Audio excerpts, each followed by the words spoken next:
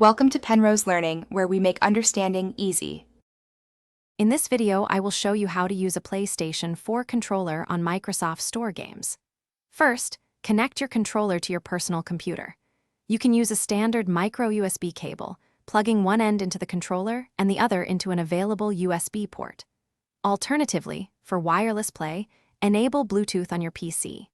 Hold the PlayStation button and share button on your controller simultaneously until the light bar flashes. Then pair it from your computer's Bluetooth settings. Ensure your PC has Bluetooth capability or use a compatible adapter.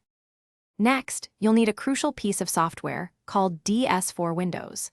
This application allows your computer to recognize the PlayStation 4 controller as an Xbox 360 controller, which is natively supported by most PC games, including those from the Microsoft Store.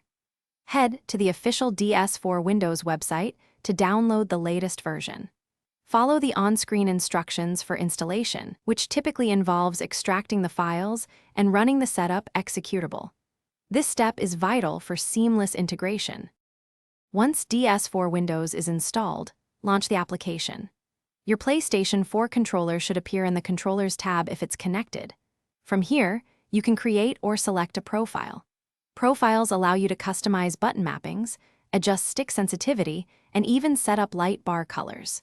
Many users find the default Xbox 360 profile works perfectly, but feel free to experiment with settings to optimize your gaming experience. Save your changes before closing. With DS4 Windows running in the background, you are now ready to launch your favorite Microsoft Store games. The game should automatically detect your PlayStation 4 controller as an Xbox 360 controller, allowing you to navigate menus and play without issues. If you encounter any problems, double-check that DS4 Windows is active and that your controller is properly connected. Sometimes, restarting the game or the DS4 Windows application can resolve minor glitches, ensuring a smooth gaming session.